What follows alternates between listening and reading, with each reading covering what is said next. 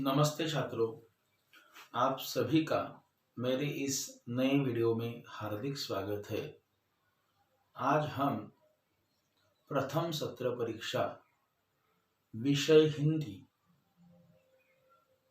प्रश्न पत्रिका का स्वरूप जानने वाले हैं। हमारे हिंदी विषय की जो प्रश्न पत्रिका है उसके कुल मिलाकर गुण रहेंगे 50। उसमें जो पहला प्रश्न है वह 10 गुणों के लिए रहेगा। उसमें दो उप प्रश्न रहेंगे अ और ब। प्रश्न पहला उसमें जो अ है उसमें आपको एक परिच्छेद दिया जाएगा और उस परिच्छेद के आधार पर आपको कुछ आकलन कृतियां दी जाएंगी या फिर कुछ व्याकरण कृतियां भी दी जाएंगी।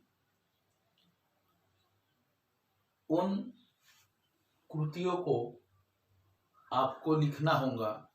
उसके लिए आपको 6 गुण मिलने वाले हैं। आपको उसमें आकलन कृति में आकृति पूर्ण कीजिए, सही विकल्प चुनकर लिखिए या फिर पर्यायवाची शब्द लिखिए। इस तरह के प्रश्न पूछे जाएंगे। प्रश्न जो पहला है उसमें जो उप प्रश्न ब है उसमें आपको एक आसान प्रश्न दिया गया है जिसमें आपको एक परिच्छेद दिया गया है और उस परिच्छेद को आपको अनुलेखन करना है। मतलब आपको उस परिच्छेद को पुनः लिखना है। इसके लिए आपको 4 गुण मिलने वाले हैं। इस तरह आपको प्रश्न पहला जो है उसको 6 और 4 कुल मिलाकर 10 गुण मिलने वाले हैं। उसके बाद में प्रश्न क्रमांक 2 दूसरा है, उसमें भी अ और ब यह 2 उप प्रश्न है।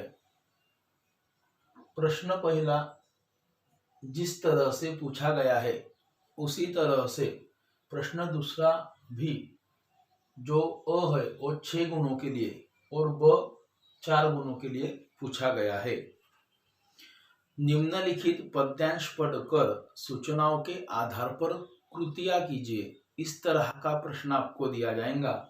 इसमें आपको कृतियां दी जाएंगी, वह आपको पूर्ण करनी होंगी।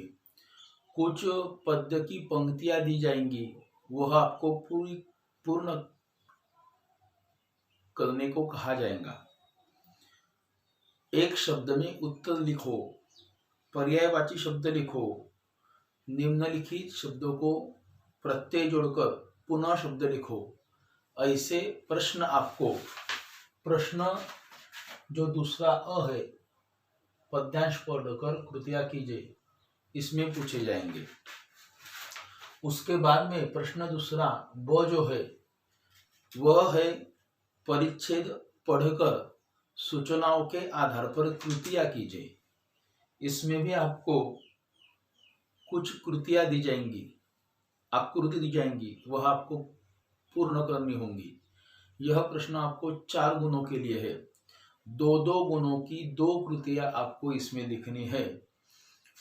कुछ घटनाएं दी जाएंगी, वह आपको क्रमशः लगाने को कहा जाएगा। उसके बाद में है व्याकरण विभाग, जो प्रश्न तीसरा है। व्याकरण विभाग कुल 10 गुणों के लिए पूछा जाएगा। इसमें आपको शब्दों के लिंग बदलकर लिखिए, 2 गुणों के लिए पूछा जाएगा। निम्नलिखित शब्दों के पर्यायी शब्द लिखिए। उसके बाद में विरुद्धार्थी शब्द लिखिए। मुहावरों का अर्थ लिखकर वाक्यों में प्रयोग कीजिए।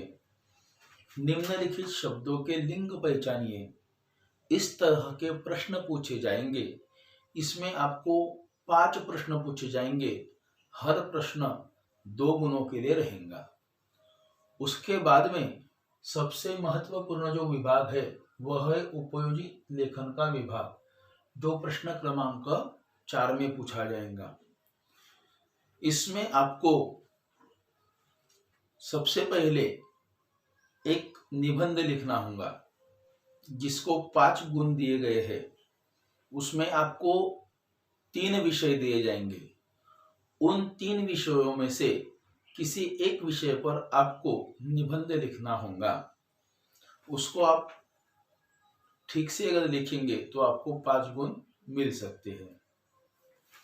या फिर उसी में प्रश्न चौथा जो ब है उसमें आपको वृत्तांत लेखन भी लिखना होगा, उसको भी 5 गुण है। मतलब प्रश्न क्रमांक जो चौथा है उसमें अ और ब ऐसे 2 उपविभाग है। हर विभाग 5 गुणों के लिए है। पहला विभाग निबंध लेखन पर आधारित है, उसमें 3 विषय दिए जाएंगे। किसी एक विषय पर आपको निबंध लिखना होगा 5 गुणों के लिए। दूसरा जो ब विभाग है उसमें आपको वृत्तांत लेखन लिखना है। उसके बाद में प्रश्न 5वां है। प्रश्न 5वां आपको उपक्रम कृति के आधार पर पूछा जाएगा।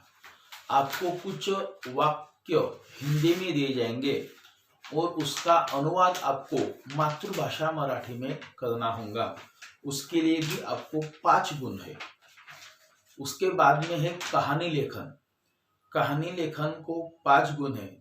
प्रश्न क्रमांक 5वां उसमें ब जो विभाग है वह कहानी लेखन का है, उसके लिए कुल 5 गुण है।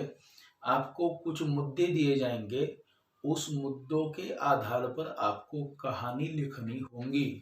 अगर आपने हमारे वीडियो ठीक से देखे होंगे तो आपको ये जो उपयोजित लेखन का विभाग है वह बहुत आसानी से लिखने में मदद होगी। जैसे कि निबंध लेखन, वृत्तांत लेखन, उसके बाद में उपक्रम कृति और कहानी लेखन, यह सभी बातें आपको वीडियो के आधार से पढ़ाई गई है। आपको परीक्षा देते वक्त कुछ बातों का ख्याल रखना है। जैसे कि सबसे पहले फुल पेज कागज लीजिए। कुल 5 गुणों की प्रश्न पत्रिका है, इसलिए आपको अच्छे कागज उसके लिए लेने होंगे। उस कागज को सबसे पहले ठीक से समास से आंख लीजिए। ऊपर अपना विषय जो है उस विषय का नाम, अपना परीक्षा क्रमांक और जो जरूरी बातें हैं वह ठीक ठीक लिखिए। अगर आपने परीक्षा नंबर गलत लिखा या लिखना भूल गए तो आपको गुण नहीं मिलेंगे। इसलिए सबसे पहले ध्यान यह रखिए कि परीक्षा क्रमांक ठीक ठीक लिखा जाए और ठड़क अक्षर में लिखा जाए। जो नया प्रश्न है वह नए पेज पे शुरू कीजिए। प्रश्न पूरा होने के बाद जो पेज रह जाएगा उसे छोड़ दीजिए और नया प्रश्न नए पेज के ऊपर लिखिए। सुंदर हस्ताक्षर में पेपर लिखिए। आपको सभी को परीक्षा के लिए शुभकामनाएं। धन्यवाद।